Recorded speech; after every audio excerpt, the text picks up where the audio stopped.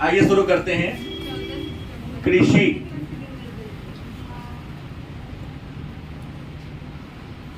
अंग्रेजी में इसको हम एग्रीकल्चर कहते हैं। कृषि क्या है? तो कृषि का मतलब होता है, अर्थ होता है भूमि को जोत कोर कर फसल उगाना। भूमि को जोत कोर करके क्या करना? फसल उगाना कृषि कहलाता है। कृषि जो मानव के द्वारा अपने जीवन यापन के लिए शुरू किया गया दूसरा व्यवसाय है। गलत है? सही? मानव अपने जीविका के लिए जो दूसरा व्यवसाय शुरू किया उसका नाम क्या है? क्योंकि पहला व्यवसाय था शिकार। मानव ने सबसे पहले जीवन यापन के लिए या खेत किया, शिकार किया। शिकार के बाद दूसरा क्रियाकलाप इंसान ने किया तो उसका नाम क्या है? कृषि। और आप जानते हैं कृषि की शुरुआत नवपाषाण काल में हुई थी। कृषि की शुरुआत नवपाषाण काल में हुई क्योंकि नवपाषाण काल के मानव ही अस्थायी रूप से रहना या निवास करना क्या कर दिया था? शुरू कर दिया था। प्रश्न है तो कृषि का मौसम या कृषि की ऋतुएं, कृषि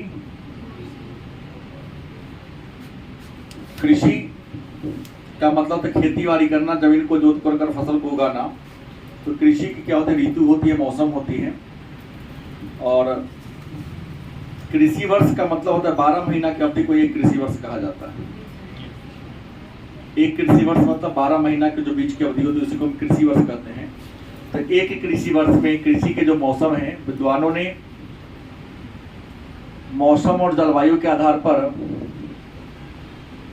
उत्पाद के आधार पर कृषि के 3 मौसम के बारे में उल्लेख किया, चर्चा किया है।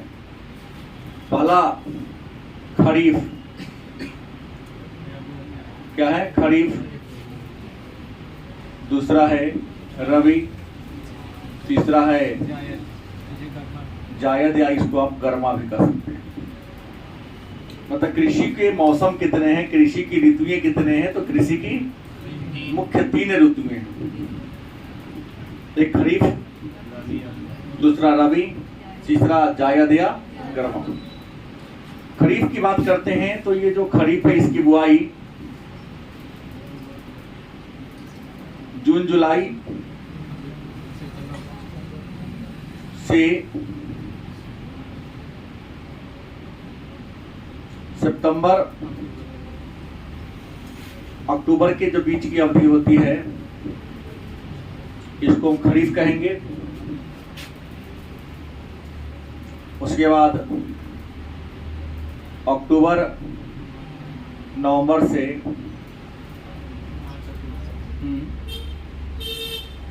मार्च अप्रैल के बीच की अवधि को हम रबी कहते हैं।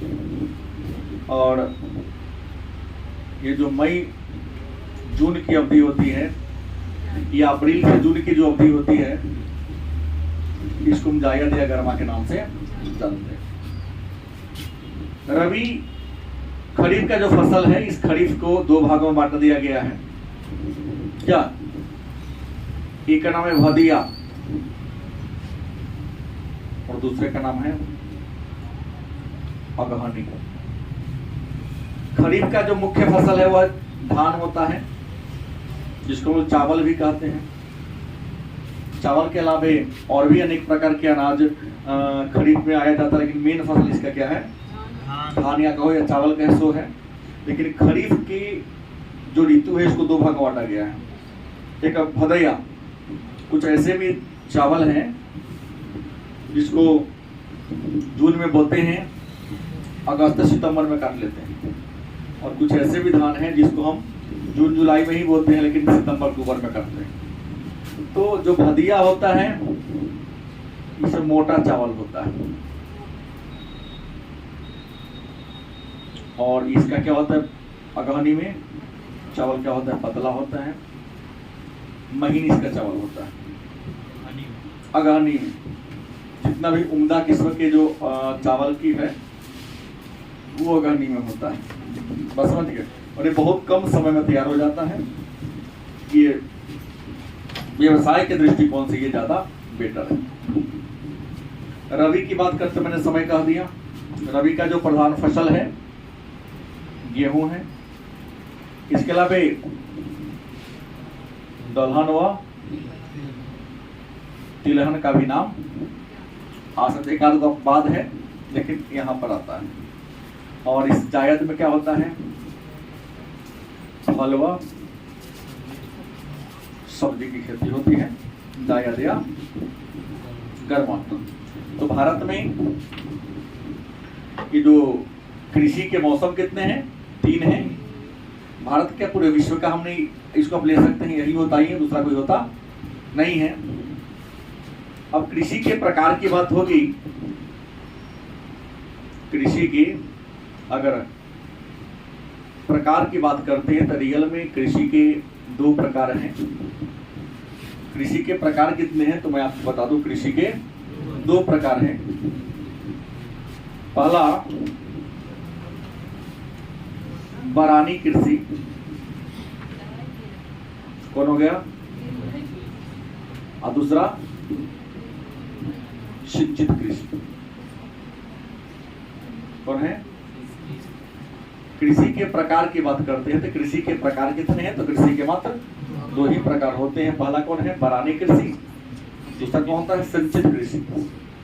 मन में प्रश्न होगा ये बरानी कृषि कहते किसे हैं, तो जब खेती बाड़ी के लिए किस पर निर्भर रह जाए, वर्षा पर। वर्षा पर निर्भर रह के अगर हम खेती बाड़ी करते हैं तो उसको हम बरानी कृषि या वर्षाधीन कृषि भी कहते हैं। और जब खेती बाड़ी के लिए किस पर, सिंचाई पर निर्भर रहे, सिंचाई के माध्यम से अगर हम खेती बाड़ी करते हैं तो उसको क्या कहेंगे, सिंचित कृषि कहेंगे। और वर्षा पर निर्भर रहकर अगर हम खेती बाड़ी करते हैं उसको हम बरानी कृषि लाइए खोल देते हैं, या वर्षाधीन कृषि के नाम से जानते हैं। ये जो बरानी कृषि है इसके 2 प्रकार हैं। बरानी कृषि के कितने प्रकार हैं, 2 प्रकार हैं। लाइए हाथ से खोल जाता है, तो हर बार हाथ से खोल लेता हूं। बरानी कृषि के 2 प्रकार हैं। एक है शुष्क कृषि, क्या है, शुष्क कृषि, और दूसरा क्या है, आर्द्र कृषि। बरानी कृषि के कितने प्रकार हैं, 2 प्रकार हैं। पहला शुष्क कृषि, दूसरा कौन है, आर्द्र कृषि। मन में होगा शुष्क कृषि क्या है, तो जिन क्षेत्रों में 75 cm से वर्षा क्या होती है, कम होती है, तो 75 सेंटीमीटर से कम वर्षा वाले क्षेत्र में जो फसल उगाते हैं, तैयार करते हैं, उसको हम बरानी की शुष्क कृषि कहेंगे। और दूसरा आर्द्र है, जहां वर्षा, यहाँ एक पद हो गया, 25 से 50 होना चाहिए, 25 से 50 और 50 से 75 सेंटीमीटर वर्षा वाले क्षेत्र में जो कृषि होती है उसको क्या कहेंगे, आर्द्र कृषि के नाम से। रियल में कृषि के यही मुख्य प्रकार। लेकिन सवाल आएगा, ये तो करने के तरीका के आधार पर नहीं, ये क्या हो गया, सिंचाई के आधार पर हमने कृषि का वर्गीकरण किया। लेकिन रियल में अगर कहा जाए तो अनाज के प्रकृति के आधार पर, या इसको कह सकते हैं उत्पाद की या उत्पादन की प्रकृति के आधार पर, अनाज के प्रकृति या उत्पादन के प्रकृति की बात करें तो उत्पादन के प्रकृति के आधार पर कृषि के भी कई प्रकार हैं। तो उत्पादन के प्रकृति के आधार पर अगर हम कृषि का वर्गीकरण करना शुरू करें तो हमसे हमारा जो सबसे पहला कृषि आएगा उसको हम निर्वाह कृषि कहेंगे। हाँ, निर्वाह कृषि। निर्वाह कृषि क्या है या निर्वाह कृषि कहते किसे हैं? तो निर्वाह कृषि उस कृषि को कहते हैं जिसमें जो आदि मानव थे, जो प्रारंभिक मानव थे, उनकी जरूरत क्या थी? कम थी। आबादी भी उनकी क्या थी? कम थी। तो जंगलों में रहा करते थे, पहाड़ के ऊंचे इलाका में रहा करते थे, तो जंगल को काटते थे, जलाते थे, उसमें जो राख बचा उस राख को मिट्टी में क्या करते थे? मिला देते थे और पुनः अनाज को उगाते थे। मतलब इसको निर्वाह कृषि को ही हम चलवासी या स्थानांतरित या झूम खेती भी कहते हैं। अलग अलग देशों में झूम खेती का अलग अलग नाम है। जैसे मलेशिया में लदान कहते हैं, श्रीलंका में चिन्ना कहते हैं, भारत में ही कई नाम हैं, कहीं पर स्थानांतरित, कहीं पर दीपा, कहीं पर कुमारी, तो कहीं पर व्यवहार। इंडिया में भी इसके अलग अलग राज्य में अलग अलग नाम से जाना जाता है। तो निर्वाह कृषि, जिसको चलवासी स्थानांतरित कृषि भी कहते हैं। बाहरी क्षेत्र में, जंगली इलाका में आदिवासी लोग क्या करते हैं? पेड़ को काटते हैं, जलाते हैं, उसके राख में मिट्टी को मिला देते हैं और वर्षा प्रारंभ होते ही बीज को क्या करते हैं? डाल देते हैं। जब तक उसमें उत्पादन करने की सामर्थ होती है, खेती बाड़ी चलता है, उत्पादन करने की सामर्थ समाप्त होती है, पूरे इलाका को छोड़कर अन्य क्षेत्र में जाकर के खेती बाड़ी प्रारंभ कर देते हैं। क्या? और निर्वाह कृषि का सबसे जो मुख्य फसल है वह चावल, वह गेहूं होगा। चावल गेहूं यहां पर आ जाएगा, मुख्य फसल। इसके अलावे ये जो निर्वाह कृषि के बाद, इसको जीवन निर्वाह कृषि के नाम से भी हम जानते हैं। एक आता है चलवासी खेती। कौन है?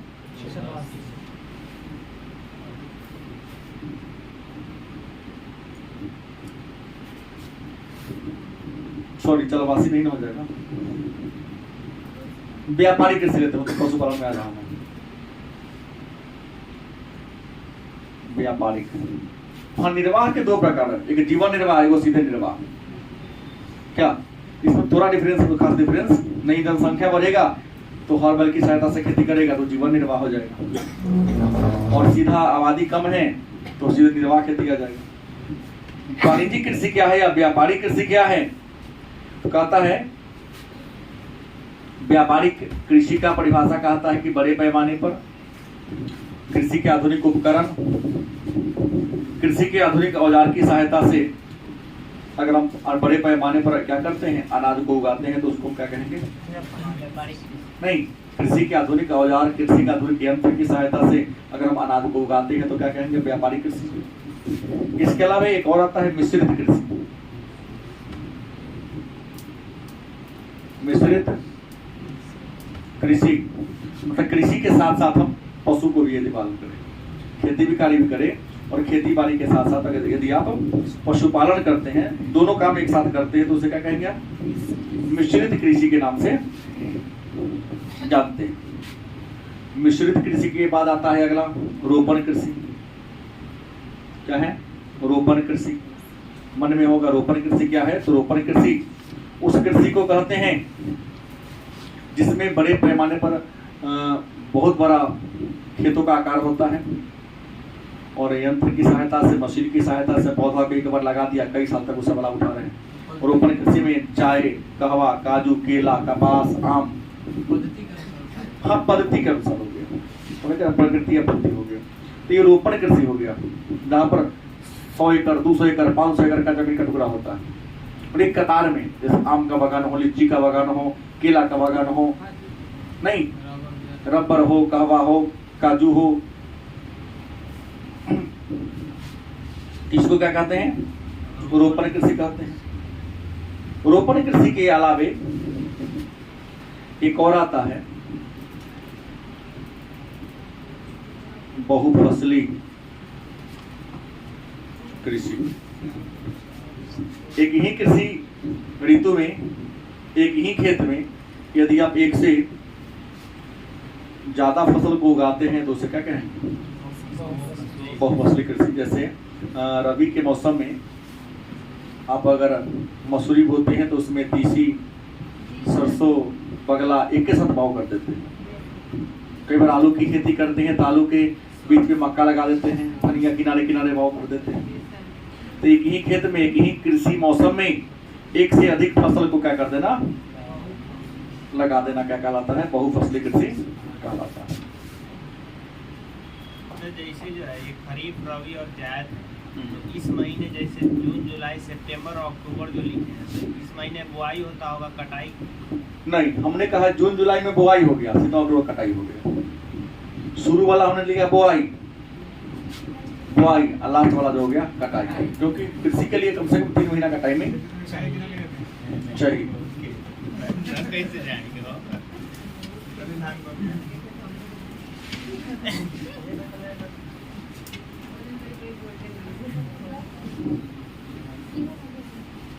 अब है कृषि में हम क्या उगाते हैं, खेती बाड़ी करने का उद्देश्य क्या होता है, अनाज को उगाना है ना, भूमि को जोत कर क्या करना, फसल को उगाना। ये जो फसल है हम अनाज भी कह सकते हैं। तो ये होते कितने प्रकार के, फसल कितने प्रकार के होते हैं, तो फसल के भी कई रूप हैं। पहला अगर लेंगे तो क्या होगा, खाद्य फसल, क्या होगा। दूसरा नकदी फसल, नकदी फसल को आप व्यापारिक फसल भी कर सकते हैं।